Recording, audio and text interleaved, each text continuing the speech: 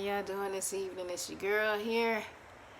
I wanted to tell y'all about the results I received from my doctor today. As you know, I spent my whole MLK day at the doctors for different things. First half was the vaginal ultrasound that I didn't know I was going to have, checking on these fibroids to see what's going on. Doctor said no cancer, which I knew fibroids were not cancerous, but I think he was looking to make certain that was only fibroids. So it's fibroids. They've grown a little. He did say my uterus was a little enlarged. He said that there was a possibility of endometriosis. He did mention that there was enough there to have a hysterectomy to take care of it. That's not what I really want to do. You know, I'm 44 years old. I'm not trying to conceive any children. I would have done it a long time ago. I feel for me, I'm too old for that. For those who are still having children, God bless. For me, that's just not my thing. So I've been trying to read up on some stuff and trying to see if there are any alternatives, because I keep hearing, you know, people say that first thing they want to do, someone with fibroids, is have a hysterectomy, take everything out. There are other alternative methods. So I asked my doctor, I said, well, what are some of the alternatives? He seemed a little shocked, like, oh, okay, well, I know there's surgeries that can remove them, but they could always grow back. But if they grow back, by the time I hit menopause, I won't have a trouble.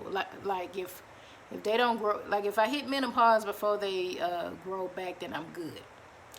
Then he mentioned about some medication I could take, and that he was going to consult another doctor to see, because it really wasn't his area. He's just used to hysterectomies.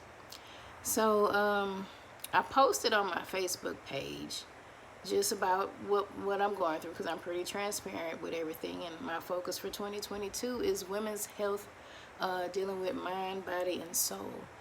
So there were a lot of women. I was surprised. A lot of women, a lot of individuals on my page who have had this same occurrence, having fibroids. Some have had hysterectomies. Some have said, yeah, just go and get it all taken out. You'll feel much better. It's great. Some have taken alternative routes with having it removed. I'm hearing good things. I'm hearing bad things. I'm hearing there was some botched up stuff going on. I've heard people taking a more holistic approach and taking herbs.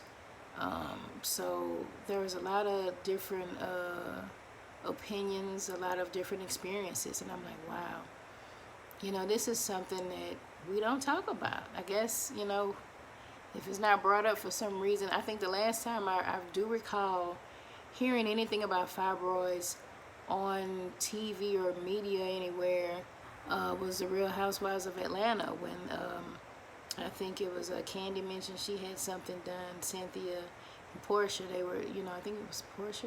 Somebody was having a procedure, and I remember them talking about it. And I said, well, yeah, I got fibroids, might not bother me. You know, at this point where I am, I'm going to see what the other doctor has to say. There is a place in Houston a friend referred me to. I may check out what they're saying. What am I going to do for myself? I'm looking at different dietary measures you can take, different foods to eat to shrink them. I do have some herbs, some herbal tea ordered, so I'm going to, you know, take that, watch my diet, see what I can do naturally to remedy the situation. I don't know.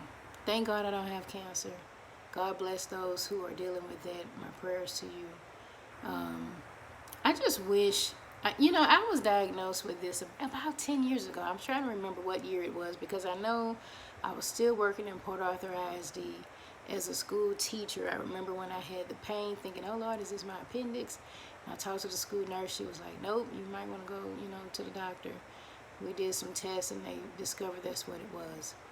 I wish I would have had some guidance as to how to treat myself, but I guess we're responsible for our own health, so that's something that we do. But I go to my gynecologist every year, and I do my woman exam. I have all this stuff done. The only person I remember ever really telling me anything about it, I remember my pastor at the time was telling me don't eat beef. There's a lot of estrogen in it, the hormones. Stay away from beef. But I wish the times that I had gone to the doctor, there would have been some information or something shared, like, hey, your fibroids are, they're okay, they ain't doing nothing. Here's a way to ensure that they don't grow or shrinking them or something in 10 years I feel like I could have done naturally to not have them to grow and not have whatever's going on with me right now.